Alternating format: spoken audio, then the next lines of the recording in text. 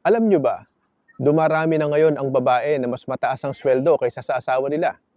Pero ang tanong, siya na ba ang dapat masunod palagi?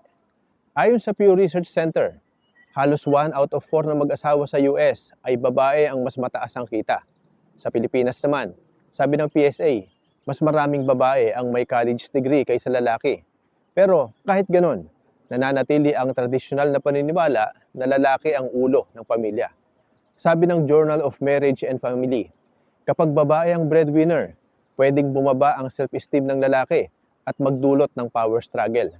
Pero ayon sa Harvard Business Review, hindi pera ang sumisira sa relasyon, kundi kung paano pinag-uusapan at pinamamahalaan ito.